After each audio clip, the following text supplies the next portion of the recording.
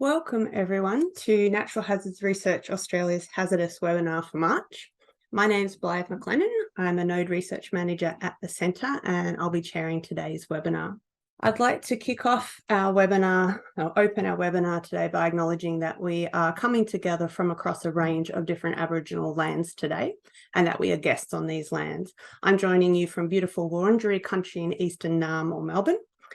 And I'd like to pay my respects to elders past, present and emerging, and also for us to recognise that these lands and waters have always been places of teaching, research and of learning.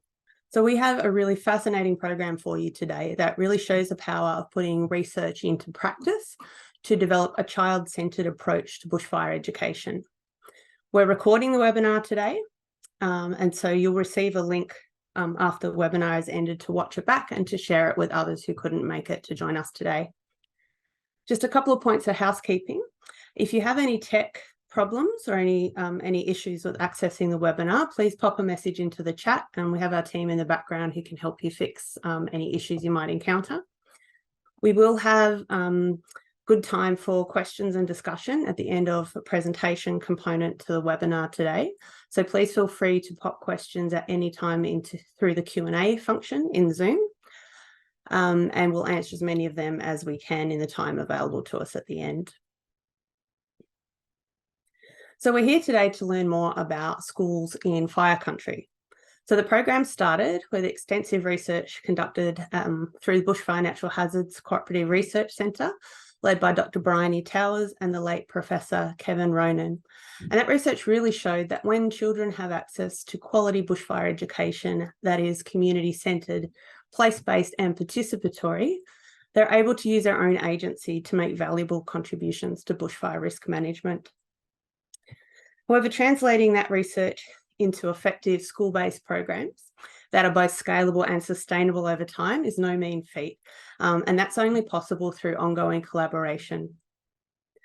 So the development of the Schools in Fire Country program has really shown that it's possible through collaboration involving Natural Hazards Research Australia, Leadrrr, Safer Together, CFA and other emergency management agencies, and of course educators, including Harkaway and Chewton Primary Schools, and students.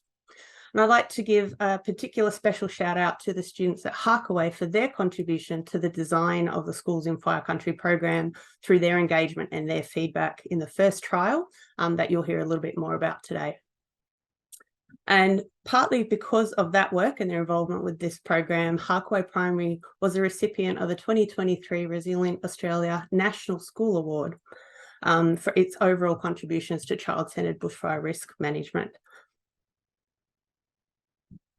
So we have a collection of amazing speakers for you today, including Dr. Briony Towers, Neil Munro and Leigh Johnson, and they'll then be joined by Caragh Robinson and Scott Purdon for a panel discussion at the end of the presentations. So Dr. Briony Towers was the Chief Investigator for the Child-Centred Disaster Risk Reduction Research Project at the Bushfire Natural Hazards CRC. And she's the founder and co-director of Leadrrr, Leadrrr being Learning Ecologies for Action on Disaster Risk Reduction and Resilience. Neil Munro is the project lead for Bushfire Education at Safer Together and CFA. Leigh Johnson is the principal of Harkaway Primary School. Caragh Robinson, who'll be joining us for the panel, is the Manager of Capability and Response in the Security and Emergency Management Division at the Victorian Department of Education. Scott Purdon is a teacher at Chewton Primary School and he'll also be joining us for the panel discussion at the end. So our speakers and panelists collectively will be telling us how they've translated research into practice using a collaborative, iterative and very student-centred design process. So following presentations from Briony, Neil and Leigh, we'll have 15 to 20 minutes for Q&A. So once again, just to remind you, you can pop your questions into that Q&A box and we'll endeavour to answer as many of them as we can. So without any further ado, I would like to hand over to our first presenter today, who is Briony. Thank you, Briony. Yes, so thank you so much, Blythe. We're really grateful to you, Nathan, Bayard, Joe, Frito, and the whole NHRA team for supporting this project and organising this webinar for us. I'm sitting on beautiful Woiwurrung country today. I recognise the Woiwurrung people of the Kulin Nation as the sovereign owners of this land, and I pay my deepest respects to Woiwurrung elders past and present. I also pay my respects to the Indigenous children and young people across this continent and all around the world who are fighting to protect the land, air and waters that sustain us. We're going to kick things off today with a short video that will hopefully give you a bit of an idea of what Schools in Fire Country is all about. I'll then give you some background on the research that underpins the program before Neil and Leigh talk you through the program development process. And then we're going to move on to that panel discussion with Caragh and Scott, and we're rapt that they can be here today to share with us their knowledge and expertise. We have this little motto here, nothing's taught until something is learned. Nothing is learned until you've done something with it. So we want our kids to take action with their learning, meaningful action. I do think it is really important that kids learn about bushfires, especially if they live in a place like Harkaway with all the plants, crops and other vegetation that we have here.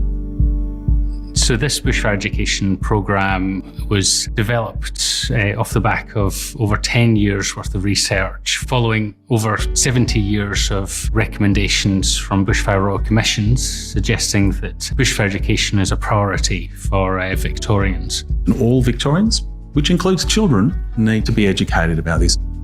We evaluated a lot of the programs that the fire agencies had developed. And developed an approach to bushfire education that is place-based and participatory, that involves students in their learning and places them as genuine agents for change in their communities. The programme is designed to be delivered over the course of one school term. This programme is broken down into 3 phases: discover, investigate and take action. The discover phase begins with the teacher tuning into students' existing knowledge, thoughts and feelings about bushfire. The students then embark on a cross-curricular exploration of key topics including fire ecology, Aboriginal cultural burning, bushfire behaviour in the landscape and bushfire risk. This provides students with a solid foundation of knowledge and skills to build upon throughout the learning process. In the investigate phase, students draw on what they learned in the discover phase to identify authentic problems in their local community. Students then choose one problem of particular relevance, interest or concern to study in more detail. Through focused inquiry and engagement with their wider school community, they develop a deeper understanding of that problem from the perspectives of local people. In the take action phase, the students generate a multitude of ideas for possible solutions to their chosen problem. They assess the merits of each idea and they select the best one to develop into a low fidelity prototype. The students engage in an iterative process of testing their prototypes with subject matter experts and target users and refining them based on the feedback that they receive. The students then move on to creating high fidelity prototypes of their solutions, which they share with their school community at a showcase event. We've worked with educators, fire agencies and subject matter experts to develop curriculum-aligned teaching and learning resources and professional development for teachers. This topic of bushfire creates so many opportunities to address the curriculum. Every single area of the curriculum is represented, from maths to literacy to science. You know, often students will go home, they'll have conversations with their parents and their peers about bushfire as a result of this process. They're cross-pollinating, they're sharing their ideas, they're learning from each other, they're doing things that take action, they're informing their identity about who they are in this space. It's never been more important for children to be learning about bushfire so that they can grow up understanding the environment that they live in. Every single young person can engage with this and walk away with a meaningful difference that they've made, an ability, to make a change. This has just been amazing. It's been one of the best experiences I think that we've had here, I'm pretty sure. I definitely feel a lot lighter in terms of worries for bushfire season. If kids don't learn about bushfires, then it can really affect them if a bushfire occurs.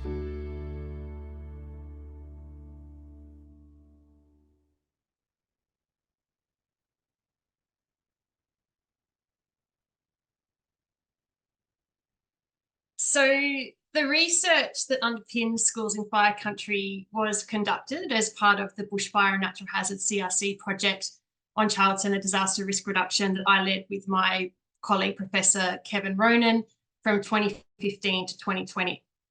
Some of the empirical studies that were really key to increasing our understanding of good practice in bushfire education are listed there, including the evaluation of the Survive and Thrive program in Anglesey Primary School and Strathewen Primary School, the evaluation of the Bushfire Patrol program at primary schools in the Perth Hills and the Wheat Belt in WA, a feasibility and acceptability study of the Disaster Resilience Project in secondary schools in Ballarat and the Dandenong Ranges, and an in-depth long-term study of learner agency for bushfire safety at Harkaway Primary School.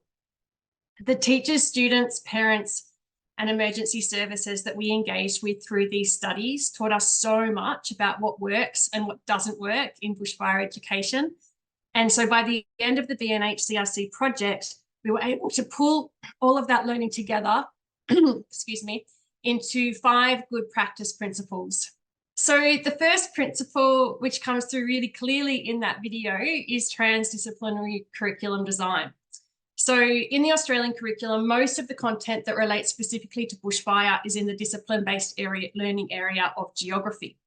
But as many of you here today would know, the complex phenomenon of bushfire cannot be adequately understood through the lens of any one single discipline. If students are to develop the knowledge, skills, and dispositions that will equip them to live safely in a fire-prone environment, we really need to be adopting a transdisciplinary cross-curricular approach that dissolves the boundaries between the conventional disciplines and organises teaching and learning around the construction of meaning in relation to real-world problems or themes. So in schools in fire country, we've done this by integrating curriculum content from science, mathematics, the humanities and social sciences, design and technology, and the arts to provide students with a deeper, more holistic understanding of the environmental, historical, and socio-cultural dimensions of bushfire hazards and risks. Importantly, a transdisciplinary approach also provides meaningful contexts within which children can develop their general capabilities, such as literacy, critical and creative thinking, intercultural capability, information and communication technology, and personal and social capability. Good practice principle number 2 is place-based pedagogy. So historically, school-based bushfire education programs have tended to rely on standardised content and activities that decontextualise children's learning from the environmental, social, cultural, and historical context of the places in which they live. Standardised activities may be useful in some circumstances for introducing general principles and practices, but if children are to develop accurate perceptions of local bushfire risks and make genuine contributions to risk reduction efforts in their own communities, teaching and learning needs to be grounded in place. So in a place-based pedagogy of bushfire risk, the surrounding socio-environmental context serves as a learning ecosystem. So learning is focused on local landscapes, local communities, local data and predictions, and it's supported by local knowledge and expertise. And most importantly, students are identifying local problems and developing local solutions. So while transdisciplinary curriculum design provides a robust structure for learning about bushfire risk as a socio-environmental phenomenon, place-based pedagogy makes that learning relevant and meaning in the context of children's own lives. And in schools in fire country, we've worked really hard to ensure that the teaching and learning model will draw teachers and students into their own local context. And Neil has also been developing a collaborative implementation strategy that will help to ensure that schools can access that local fire knowledge and expertise to support student learning. Number 3 is action-oriented learning goals. So action-oriented bushfire education goes beyond the acquisition of knowledge and skills.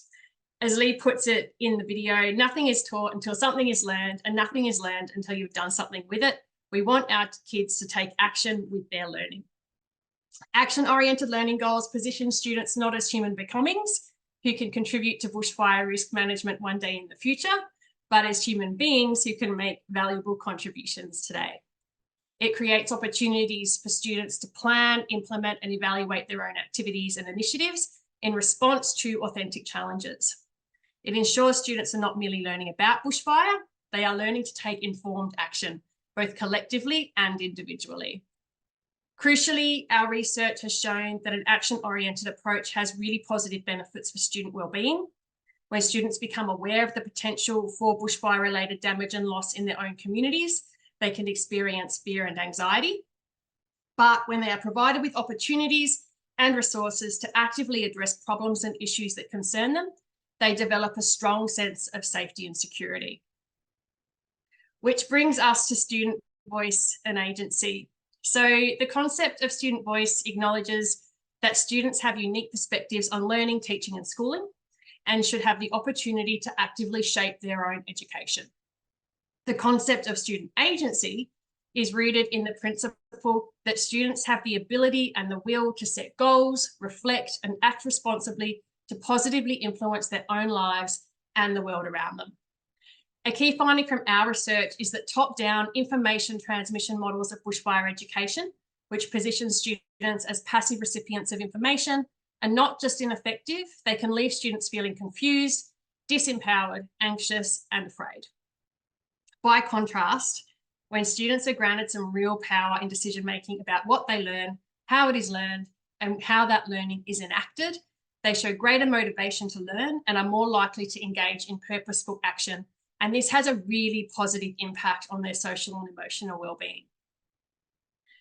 Also, when students are afforded voice and agency in their own learning and action, they develop the ability to identify problems, find solutions, and take action to affect change. And those are valuable skills that they can use to respond to bushfire risks throughout their lives. I also really want to emphasize here that children are experts in their own lives. And when they are afforded voice and agency in their own learning and action, they often identify problems that adults have overlooked, and they come up with some pretty clever solutions too. And last but not least, collaboration and partnership. For many, many years, the burden of responsibility for the development of school-based bushfire education has been shouldered by state and territory fire agencies. But transdisciplinary, place-based, action-oriented bushfire education that promotes student voice and agency requires cross-sectoral collaboration and partnership between the fire management and education sectors from the state to the local level.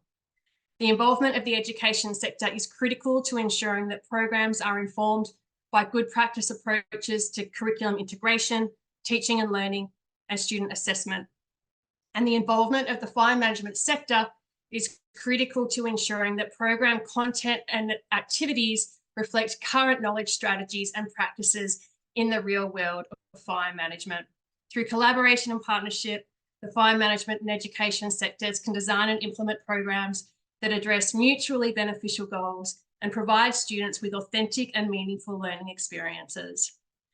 Collaboration and partnership is the beating heart of schools in fire country, and Neil has put an incredible amount of work into making sure that this program will be able to leverage and build upon the capacities and capabilities of the education and emergency management sectors. And with that, I'm going to hand over to Neil, who is going to talk about how Schools in Fire Country was developed. Thanks, Neil. Thank you, Briony. I'm coming to you from beautiful Bunurong country, so I'd like to acknowledge them as the traditional custodians of the land in which I'm standing today and pay my respects to their elders past and present. Now, the next step in building this program and bringing this program into practice was to embark on a collaborative, human-centered design process. So our original mission and statement was to design, develop and test a research-informed approach to bushfire education for upper primary school students with a focus on scalability and sustainability. So the first step in this was to establish a working group with the right people across the emergency management, research and education sectors. So we formed a group with amazing expertise, including a fire ecologist, CSIRO scientist, cultural heritage liaison, child safety officer, evaluator, representatives from the Department of Education and iterative, 2 teachers, a retired principal, and representatives from fire and land management agencies across Victoria, with experience at field coordination and management levels. So this group started by empathising with our key audiences, which in this case were students, teachers, schools, and partner agencies. So we conducted workshops, we examined existing programmes, we drew from the experience of the group, and also interviewed teachers, students, and field practitioners. The image on the right of the screen that you can see is a Zoom session where the group engaged in a two-way conversation with students from Harkaway Primary School in between COVID-19 lockdowns.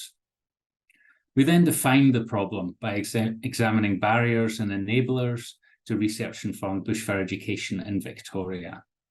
So we identified an absence of strategic support and coordination structures, limited or inconsistent capability and capacity in both agencies and schools to support this, a lack of research-informed teaching and learning resources at the time, and constraints on the time available to implement good practice approaches. As everyone will know, teachers are very busy and agency people are busy too, so we need to make the most of their time. So moving from that problem definition, we then moved into ideation, which is coming up with ideas to solve these. So the group worked extensively to develop ideas, to influence decision makers who might support the programme, build from existing capability and capacity, to develop improved resources, and to meet the priorities of teachers, schools, and agencies, so that any time spent on this is time well spent. From there, we prototyped teaching and learning activities. We developed a scope and sequence to show our curricular alignment to the Victorian curriculum, and used contemporary teaching methods and expert input to develop really good resources. We also investigated capability maturity, developed processes, and started to pull together professional development as well. So once we had the programme, we then went into the test and refine phase. Initially, we tested this programme and approach with groups of teachers across Victoria. And once this was done, we needed to see how this would work practically in the classroom. So as mentioned before, the collaboration with Harkaway Primary School has been crucial to the success of this programme.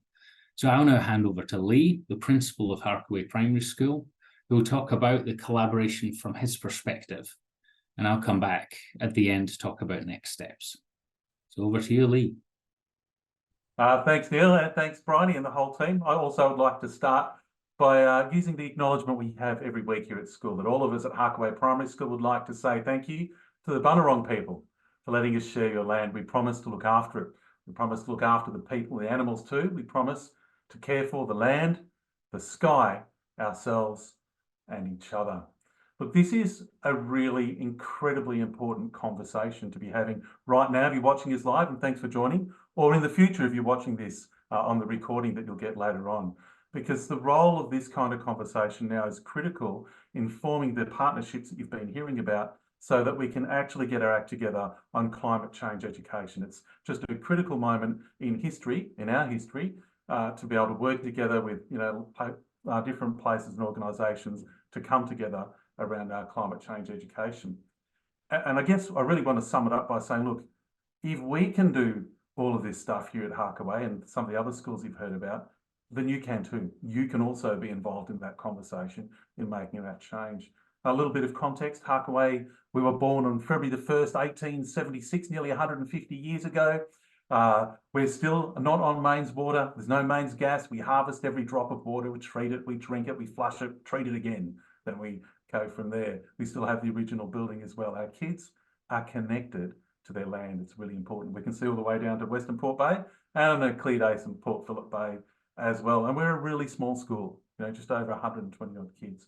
So there's a lot going on in small schools. And as I say, in our culture, if we've been able to achieve this by working together with so many people and putting our kids first in this, then you can too.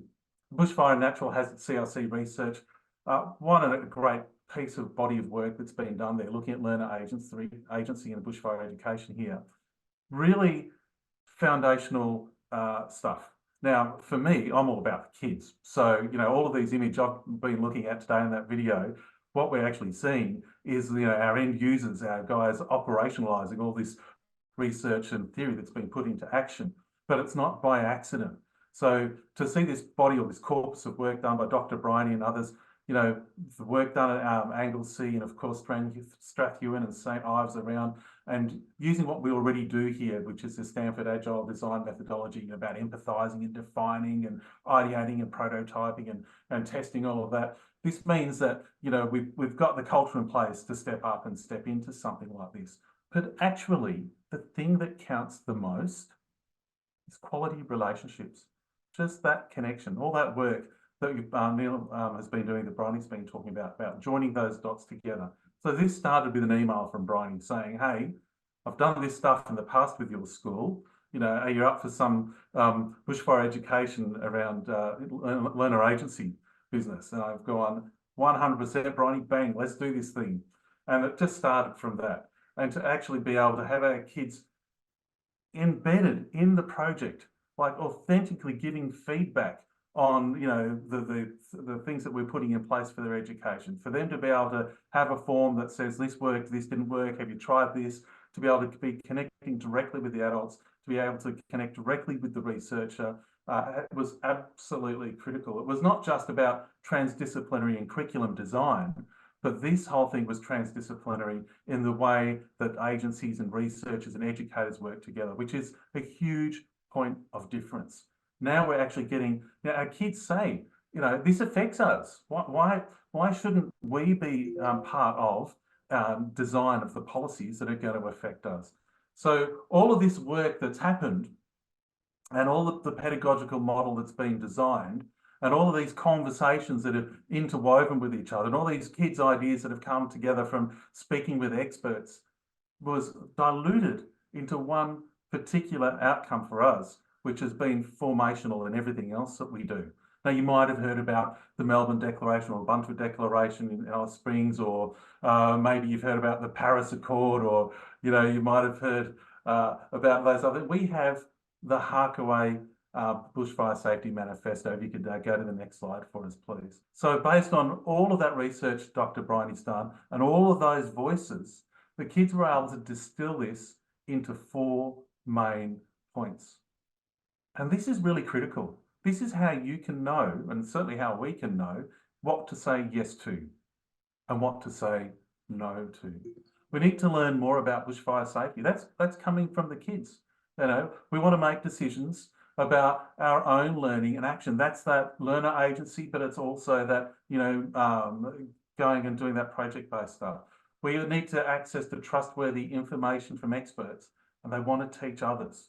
Now, if you look at all the sources of self-efficacy caught up in there, if you look at all the work around, you know, learner agency having the power to act and allocate resources and take actions, all bundled up into there. And when you unpack that with the kids, it's a really powerful way to work out what we need to do next and how we go about doing that. So if we flick to the next slide, please. The Schools in Fire Country trial came after this, and this really brought the whole thing together in an incredibly powerful way. So, for example, Neil would be there observing what's happening in the classroom, and then all of a sudden, Neil would be at the front of the classroom, actually experiencing the phenomena of, you know, guiding the kids in their learning journey. You know, or Dr. Briony might be doing the same kind of thing as well. So between the researcher, the you know, educator and the agency face, we've got all 3 of these people interfacing with our kids who are then giving feedback on what's working as well as we go through that prototyping and testing phase.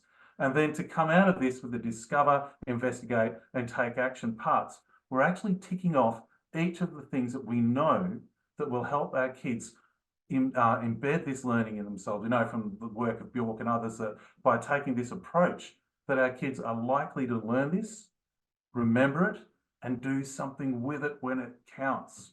Really interesting to have a look at the Victorian teaching and learning model, which really captures a lot of what we're doing here. Have a look at the bit at the end of that first paragraph there that says, you know, quality teaching, practice that promotes learning and well-being, equipping them with the knowledge, skills and dispositions for lifelong learning and to shape the world around them. Now, this is a big vision. This is the Victorian Department of Education vision for all students being empowered to do this. I wouldn't say and to shape the world around them. I'd say in order to be able to shape the world around them. All of these things line up together. You look at the high impact teaching strategies and the well-being high impact teaching strategies as well. that all of the elements of this project here, the Schools and Fire Country, are caught up in that and align incredibly neatly with it as well. So if we can just go to that last slide, and just to finish up here, the question is, what does this mean for schools as end users, as the utilisers of this research and this project? What does it mean? And we come back, for me, time and again, to the number one driving question. Is there something so important to learn that we have to change the way that we teach it? And yes, there is. In climate change education, through, in this case, student-centred, disaster risk reduction, bushfire education is absolutely critical. It's no good if we just teach this stuff. Kids have to learn it. And to look at Dr. Briony's transdisciplinary curriculum, the place-based pedagogy, the action-orientated learning goals, the student voice and agency, and this incredible, rich collaborative partnership of so many people. I wish we had more time. I could tell you the hundreds of little stories across, different cohorts of kids. This was here with the principal before I started, and this is now our third cohort of students going through this, and we now have our Bushfire Safety Committee. It is definitely scalable. If you look at the work that Neil's doing, you hear about to hear some more of too, is absolutely sustainable, and much more importantly than all of that, this is urgent work. Thank you. Thank you, Leigh. Fantastic. So the next step was to test this in a school that hadn't been involved in the development of the programme. So introducing Chewton Primary School, which is located in a bushfire risk area in northwest Victoria. It has a proactive brigade locally, an experienced, motivated upper primary school teacher, and a principal who was supportive of bringing this into the school. We were introduced to the school by a community-based bushfire management facilitator locally, who's a strong advocate for the programme. Now, the trial began term 1 last year and ran for 1 term. After a brief introductory session, Scott, the classroom teacher, tailored the programme to his class. He worked and collaborated with other teachers and aligned it to the school's priorities. And they were supported by a local brigade member and representatives of fire agencies. Next slide, please. So some of the outcomes from this, the students produced comprehensive journals documenting their learning and expressing their creativity. Next slide, please. The art teacher also encouraged students to draw or paint bush landscapes, and students expressed their feelings through poetry. Next slide, please. And students also developed projects and showcased them at the end of term. They showcased to younger students, parents, and members of the broader community. So the school reflected on this, and they covered a lot of curriculum. It was an enjoyable experience. They reported improved connections to the brigade and the community post-COVID, and received a lot of compliments from parents. The brigade themselves reflected on how diligent and seriously the students took their learning, and also how some students wanted to join CFA, which was a bonus. So we've been testing this in other schools in northwest Victoria, and we've lined up schools in other locations to give it a go. So aside from working with other schools, what are the key steps towards sustainable expansion? Next slide, please. So these steps aren't sequential, but I'll run through them in order. They need to all be happening at the same time.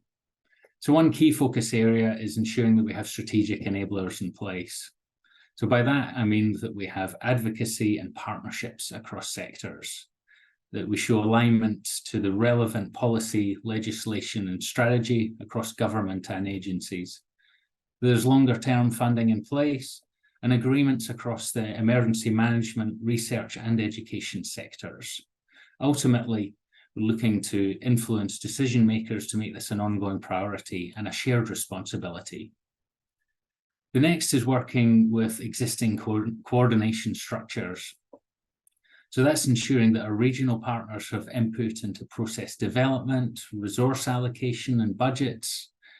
We've got formal and informal agreements in place, and that we're constantly consulting and sharing learning experiences with our partner agencies. Next is capability and capacity. So that's really identifying areas of strength throughout Victoria in this case and building from there. Development of professional development and resources to support agency people really comes into this as well, just boosting that capability and capacity to be able to support schools and sharing learning among schools as well. Next is the systemic expansion, which is really looking at expanding of the reach of the programme in a sustainable way. So synthesising those strategic collaborations with grassroots community initiatives. So that looks like supporting early adopters to work with school communities, documenting learnings and case studies, collaborating on systemic approaches to school engagement, and continuing to work with advocates to learn and support expansion in a manageable way. Lastly, continuous improvement. This is all a learning experience. We need to continue to gather data, to learn, to share our experience, and to improve the programme and the processes and those collaborations around it, and really build on the initial research base and keep things going. So by focusing on these areas, we'll continue to build upon this to ensure we remain true to the research and make this as practical, informative and enjoyable an experience as possible for students, teachers, schools and our partners. And some good news is we've recently been approved for 3 years federal funding through the National Emergency Management Agency to continue to build capability and capacity, learn from our experiences, solidify partnerships and expand this valuable work. Thank you very much. Thank you, Neil. And thank you, Briony and Leigh. What an amazing story and journey laid out here for us. That's fantastic.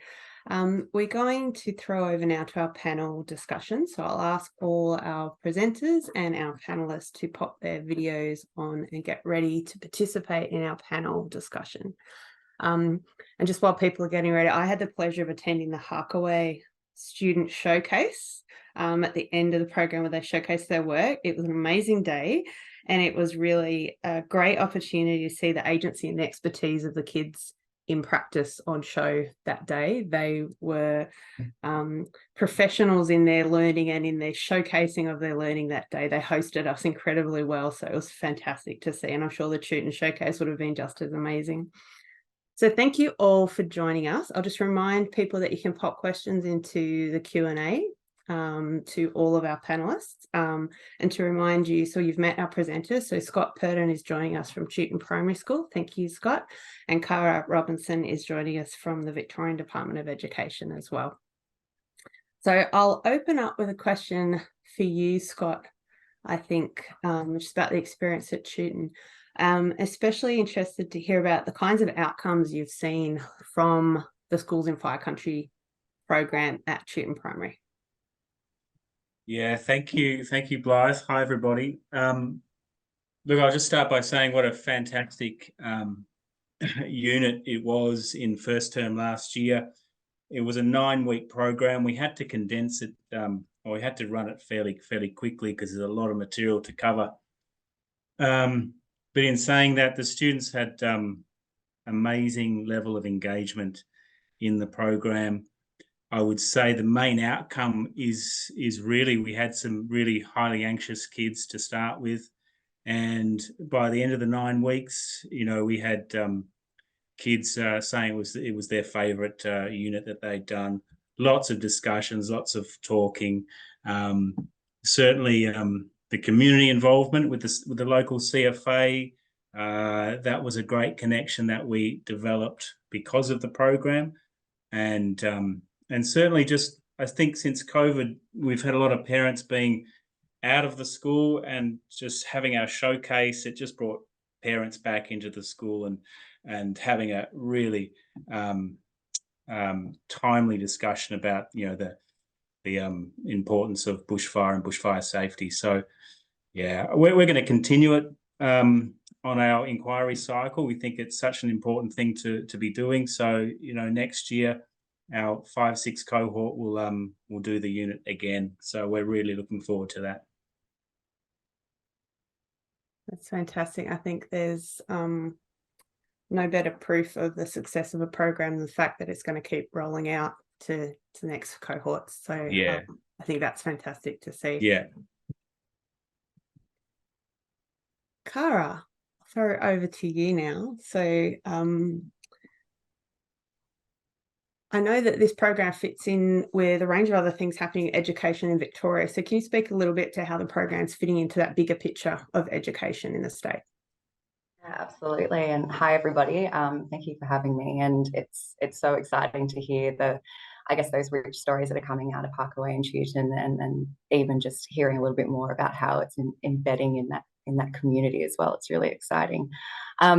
So the department has been involved with Neil and Briony and others over the course of this, obviously through our teaching staff, who are those true champions that are on the ground and driving this. But also we've been involved in the steering committee and having lots of those conversations in the background as well too, to make sure that we're supporting and driving this important work.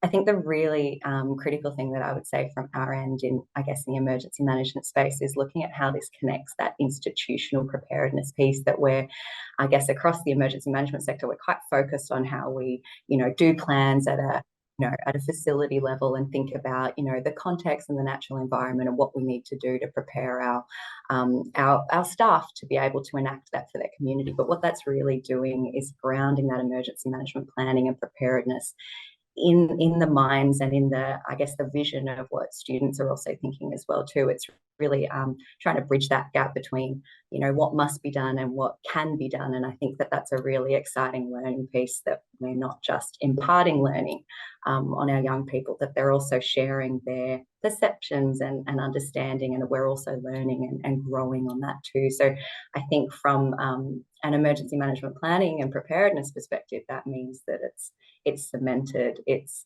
grounded in more than just the teaching staff who are trying to develop, maintain and enact a plan. You've actually got the whole community who can feed into that and make sure that it's connected and joined up.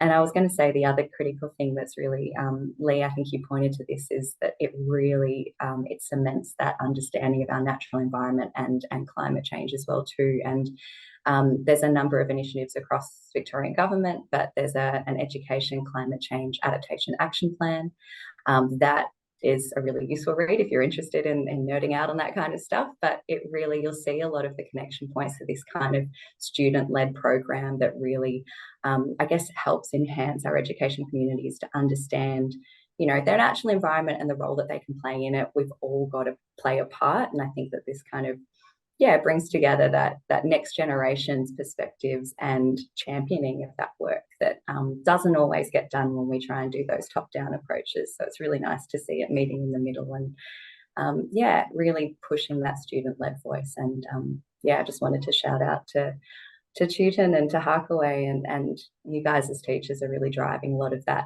excitement and passion, and seeing it impart on your young people as well too is really exciting for us. So thanks. Thanks, Caragh. Well, I know that while this program has amazing benefits for students and the community within the school, that it actually extends outside of the school and creates linkages with wider community. So I was wondering, I might throw to Scott first and then to Leigh, if you wanted to comment on how this kind of program has sort of contributed to kind of your relationship community around the school, around bushfire risk management.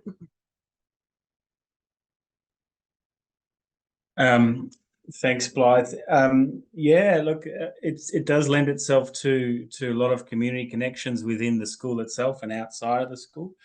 The whole unit, the aim was to sort of integrate the unit across all curriculum areas. And so we got the art teacher involved, we got the STEM teacher involved, where possible. So I mean, the kids get a really broad learning experience based on the topic of bushfire. So that was really valuable and really worthwhile. As far as the local community goes, it was mainly the CFA that came to our school.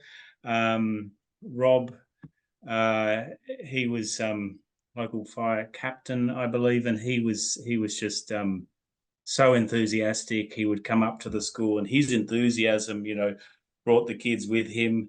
and they were excited to be part of something. They felt like they were part of something really special, which did wonders for their engagement. He brought a burns table to our school. We invited the parent community to come and have a look at how a bushfire burns in a model, kind of sense. And he was fantastic, and we even went down to the local CFA, and we had some information sessions down there, and also we got on these little trolleys and with hoses, and the kids had fire trolley hose races, and so really, so much fun to be had around the context of bushfire and bushfire awareness. So I'm sure the kids still think about it today, and they still talk about it. In fact, I had one girl even this morning. She found her journal of bushfire work, and she pulled it out, and she said, "Scott, look at this." And she was so proud as she was flicking through all the pages, just remembering what the work that she did last year. So yeah, it's as I say, it's a fantastic unit for the school community and the broader community as well. That's fantastic. Thank you. And Leigh, did you want to comment on that and that kind of wider community that's been involved around the program in Harkaway? Yeah, just to build on what Scott's saying, and good to meet you, Scott. Yeah, you too, Leigh. It's an incredible platform because it's so authentically transdisciplinary and about building community and relationships. But we've seen like Harkaway, we've got a school, a hall, and a tennis club and a post office, and that's it. Plus a whole lot of horse paddocks, So and we, the 2009 fires came within 300 metres of our front door here at the school. So we're really, really tuned in to the risk profile here. And so our kids have become positioned as the experts in their family. But that's a safe posture to adopt because they've been connecting with so many experts. I just tried to jot down a few of the things that Scott was talking about, experts in fire behaviour from the CSIRO and heaps of different vets, because kids want to know how to look after their horses, in a protective sense, and the lizards and the rabbits and everything else. And then kids have, also been reaching out to, say, the possum lady, and just such a huge list of people that they've come across that have wanted to get alongside and help. We had one little guy, he was really keen on how do we plan to support people doing life with disabilities to prepare for bushfires. And he wrote he would sit in the corner week after week, and if I went near him, he'd slap his computer shut. But in the end, what he's done is really say he found an expert at a university and he wrote her an email. Now, he put the whole lot in the subject line instead of the body of the email. But there was some, but the point is, he worked out how to connect to find some information about, well, if you've got to get a wheelchair or something else and you're evacuating on a day of extreme fire danger rating, how do you support people to do that? So he was highly motivated, highly engaged, and started to reach out to his community as well. Just this week, we've got we're working with in Jakarta University as well to do some work in Kupang with kids there about disaster, hazard preparation. They've been making a board game because they're in Kupang, obviously it's a low technology area there. And so the kids over here are going to be trialing that board game as well. And so just that sense of not just local community connection, but now we've got international community. We've had schools from Kangaroo Island reach out to us as well, and Macclesfield Primary and Narry North. The whole thing is like this powder keg of amazing ideas of kids connecting with each other to make a meaningful difference as well, all based on one email, trying to reach out and say, hey, are you interested? It just shows that if you're not sure, reach out anyway and see what happens. Thank you. So we have quite a few questions from the floor. We'll get through at least a couple of them, I hope. So first, a question from Jolie, and I'll direct this to you, Briony. I think this will be a good bread and butter question for you. So what are some of the ways that programs and schools can be evaluated for continuous improvement? Yeah, good question. And I think that's something that now that we've got some really good programming up and running, not just with Schools in Fire Country, but other programs like Project Firestorm that is happening in New South Wales, we really want to start developing some really good, rigorous evaluation methods, because we've never been in an opportunity before where we can actually be evaluating the same program in multiple schools in different contexts at the same time, and so resource wise, because we've just had 1 or 2 schools doing the things that we know to be effective, I've been able to go in and spend a lot of time in those schools learning from the teachers and the students and the local emergency services who are involved. But now we're going to have, over the next couple of years, we're going to have this opportunity to actually start measuring effectiveness, scalability, sustainability, relevance, impact. Impact is what I really want to start looking at, is what is the impact of these programs in terms of adaptation in communities. Developing the methodologies that are going to enable us to do that in reliable, valid, efficient ways that continue to privilege the voices and experiences and perspectives of children and young people, educators, and people working in the fire agencies. That's another research project. We just keep rolling, don't we, Blythe? There's always more research to be done. Always more research. Thanks, Briony. Now, I was told this question was going to come up, so Briony's going to smile, the team is going to smile when I ask you this one. So how much of this strategy and type of approach is applicable across hazards, noting the common thread about climate change, disaster risk reduction for children, and especially connecting back to Neil's comments on sustainable expansion? So beyond bushfire to other hazards. Who would like to take that one first? Maybe Neil? All right, thanks, Blythe. There's certainly opportunities to move into other hazards. The programme that we've developed effectively provides quite a good blueprint that could be transferable. The thing to consider, I suppose, and Briony will probably more eloquently describe this, is that we were coming from a basis of research. So there was a lot of research into how upper primary school students perceive fire and understand and learn about fire as well. Whereas there may not be such an extensive amount of research when it comes to some other hazards. I could be wrong. There may be some really good research coming out of the UK in terms of floods, but consideration would need to be given to what is the current shape of that research base, and then building the programme off the back of good foundations. So yeah, absolutely. I'm very keen on the idea of expanding into other hazards and other things, but it just needs to be done properly with the right research behind it. Briony, did you want to add anything to that from the researcher perspective? Just to agree with what Neil has said. I think one of the really valuable things we had going into this project wasn't just those evaluations and the kind of empirical research that we'd done during that B&H CRC project. I'd actually been able to spend 4 years learning deeply about how children understand bushfire risks with my bushfire CRC PhD. So I would love to be able to get some young people enrolling in PhDs. I've actually got some RMIT students who I think might be with us today, and maybe they might be interested.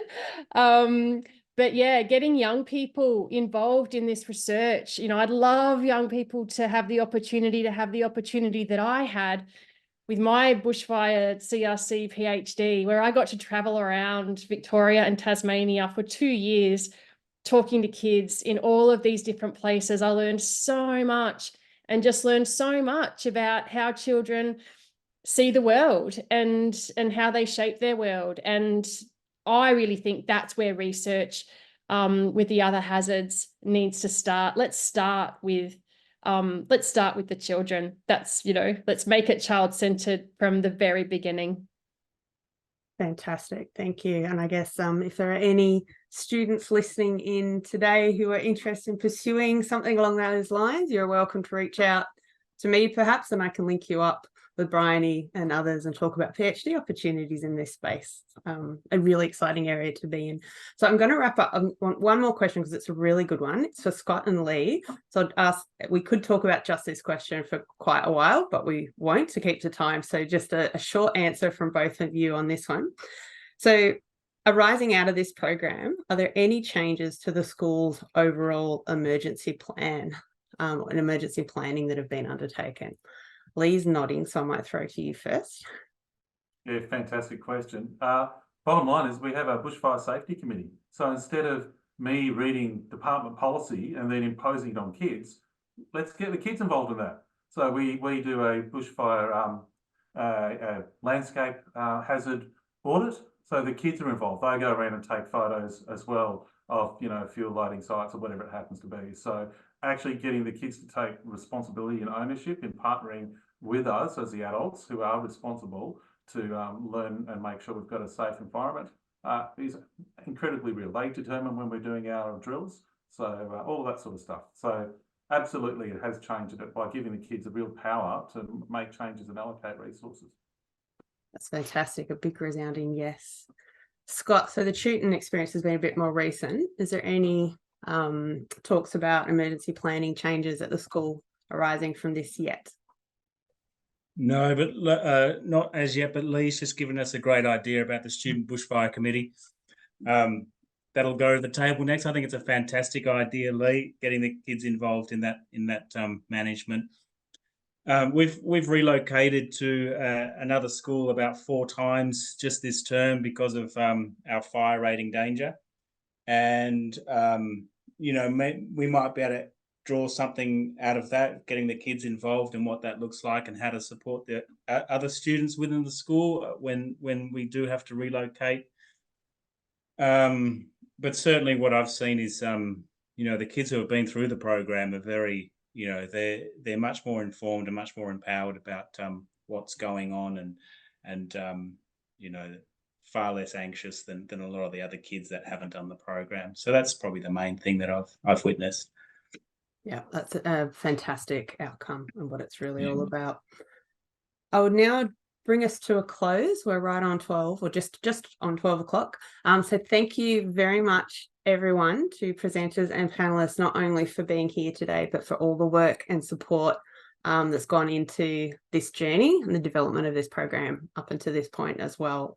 It is fantastic to see it shown here today. For those attending, there will be a recording and a link will be sent out to you within the next week. And also links to the videos like the one we saw at the beginning. There's a series of videos that you can view about the program. There's also a series of practice briefs in the pipeline that we'll be sharing, and a detailed report. If you'd like to find out and access those, you can sign up for the Natural Hazards Research Australia newsletter, and we'll share them with subscribers to that newsletter. You can do that from our website. And we have plenty of more events coming up at the centre. So we have our Natural Hazards Research Forum happening in Adelaide in person the 14th to the 16th. Registrations are open and we hope to see you there. It's at the Wine Centre, if that encourages anybody to come and join us. And for updates on other things around Natural Hazards Research Australia, as I said, you can sign up to our newsletter. You can also follow us on social media, and we'll have more webinars coming up. Monthly webinars coming up in future. So thank you everyone for your attendance and your time. Apologies to those that whose questions I didn't get to, but I will make sure they go on to the team so they can consider them. It's been a pleasure chairing today. Thanks everyone. Really looking forward to seeing the program roll out and continue to succeed from here forward. So thank you all. Goodbye.